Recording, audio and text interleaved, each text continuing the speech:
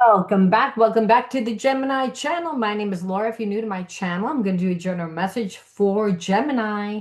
Know that energy is fluid. Just interpret the message as it best resonates. Also know on this channel, I like to dive deep within the reading. So I look at everything, but we take time to look at the spiritual blocks, the shadows, to see how they play as karmic themes to help you understand why everything's playing out the way that it is, why the universe brought you this person and how to change the energy, really. Because when we're stuck in karmic relationships, we wind up ruminating on what's happening because karmic relationships teach us. So, unless we actually learn the spiritual lesson, we get stuck in these karmic cycles that just continue to loop. And that just means you're living the same karmic theme. Even when you get out of the relationship, you feel like you are still brought people and situations that teach you that same karmic theme. And that karmic theme could be anything from understanding your worth to, you know,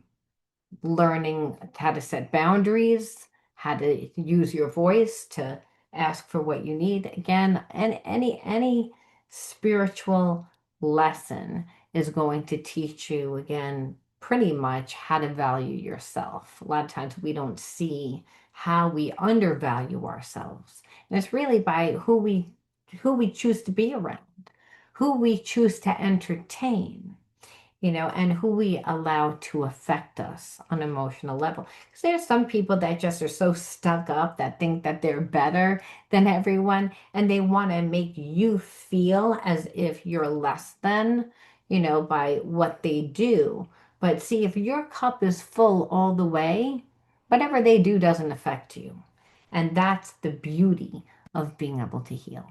We are able to heal because hey, you don't have to stay in that level of consciousness. But healing a lot of times doesn't feel good. So the readings here have a therapy style to them because it's all about what you need to do to heal and why, like I said, why things are happening. So let's look at the underlining energy. The underlining energy tells us why everyone's doing what they're doing. And we want to know that because people that have a lot of spiritual blocks, they wear masks, they create facades to make you perceive something that isn't really true. It's a perception that they want you to believe due to, again, a flaw, a block that they have. All right, so the underlining energy is impatient.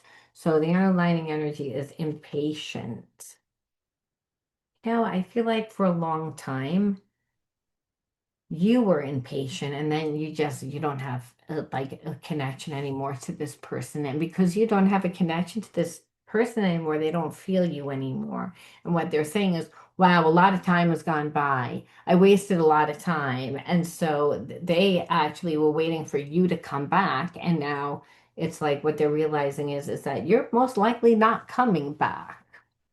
And so the whole time that you were dealing with them, they were distracted. You felt like they had one foot in, one foot out, that they might have been there, but they weren't, they might have physically been there, but again, their mind was somewhere else. But they wanted you to be constrained. This person was lost. They didn't know what they wanted. And they acted like the victim. That's really what happened. They acted like the victim, but the truth is they didn't know what they wanted. They didn't know. And when you would ask them, they would get defensive and again, make it like you were being all confrontive when really, again, that's not what you were doing. And so this person lied and were trying to, they were trying to have their cake and eat it too, is what you felt. And what they would do is just create a lot of chaos in order to, control the situation. So if you're like trying to chase this person, you're still connected to them. You see, it doesn't matter whether or not they're actually in a good, healthy relationship with you. That's the thing. And that's because they didn't want you to move forward, but they weren't willing to let go of that person. So that's what happened. And now let's look and see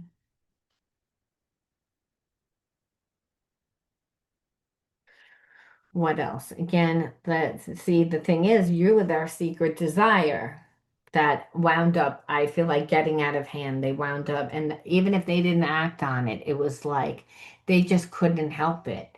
It's like this person kind of lived a double life, I feel like, for a long time, staying connected to someone that there's some sort of love, but it's not passionate. There's a loyalty because of the time spent together. And the thing is, but you're their divine person is what they felt. And so again, they didn't really want to move forward. And that's the thing. This person for a long time had a frozen heart. So they were okay being in this one-sided relationship. That's the thing. But they wanted to like explore the unknown and really to they're like bored in their connection. So at one time, I feel like this connection was a passionate connection that this person was in, and then over time, there was no more passion, and now this person is bored with that person. So, and then you come into their life, and they have all these feelings for you, where they wanted to again take time and really take time to understand you and the connection and get to know you. They really fell head over heels for you. However, this person wasn't honest. They weren't honest with you. Like again, there was a part of this person that, if you didn't look beyond the superficial and you went deep, you would have seen that they were covering up again the fact that there was someone else there. And now, like I said, as long as this person was attached to you, it's like they didn't really have to make a decision. Meaning if you were still connected to them in that way, they wouldn't have to make a decision, is what I'm feeling. The thing is that you disconnected and this person can still see a future with you. It's like because they still have that spiritual connection to you. You make them want to be a better person because you live on the kind of straight and narrow and you're happy whether you're with them or not. Like your happiness was not relying on them, even though this could have been a twin flame connection. You were like, you're not giving me anything.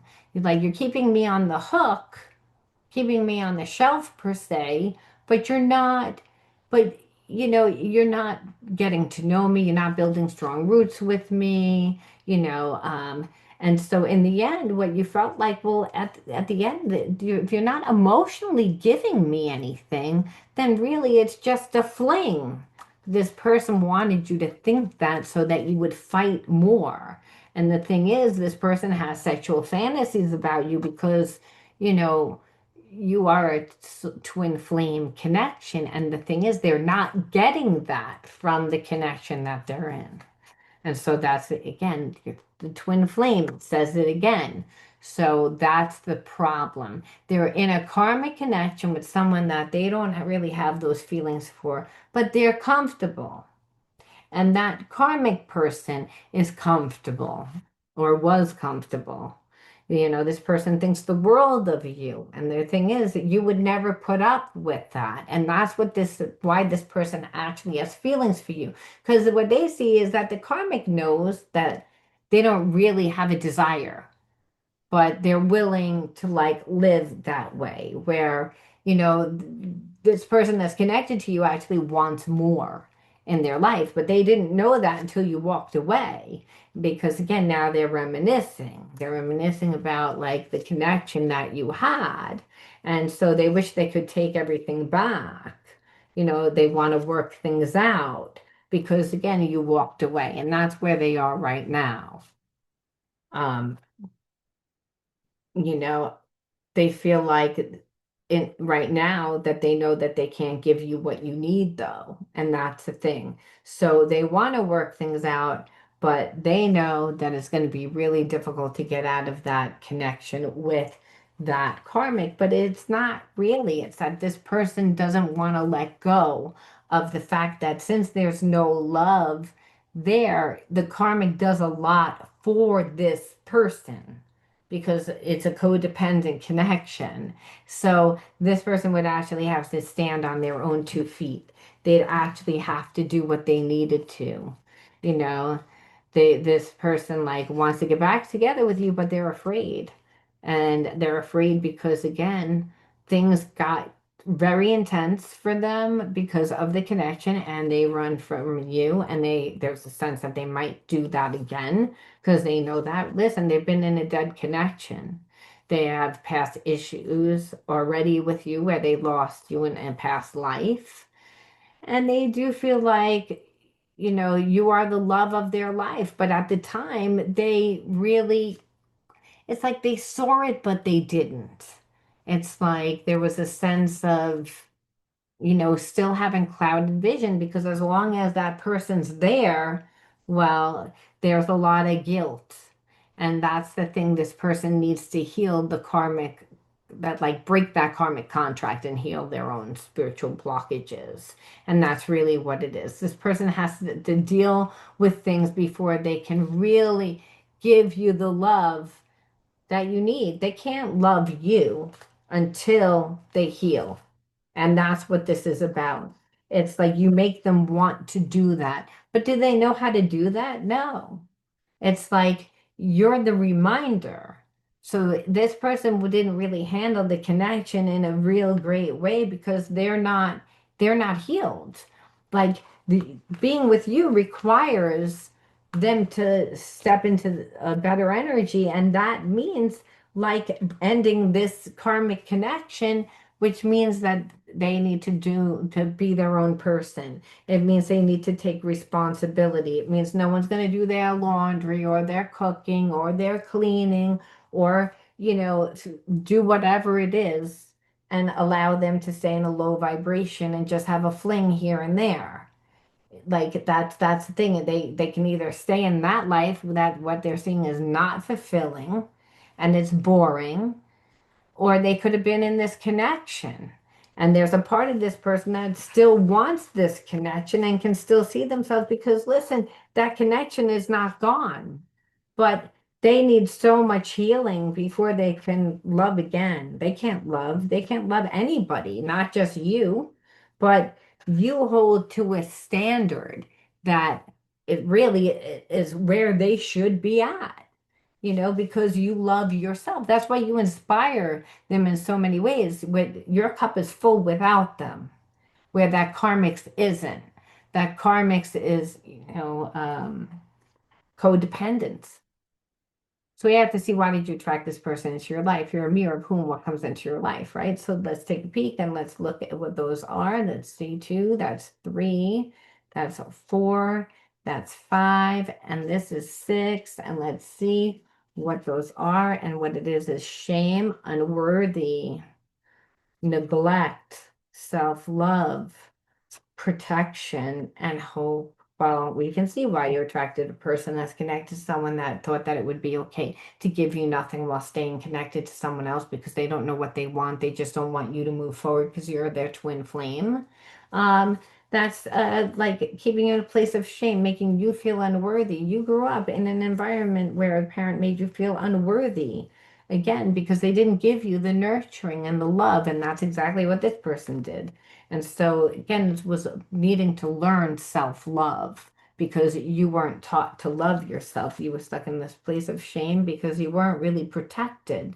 So as a child, you lost like hope, and that's really why. So the spiritual lesson was really to love yourself enough to step into a new consciousness again of understanding that you have limitless potential. The only thing that is stopping you is yourself.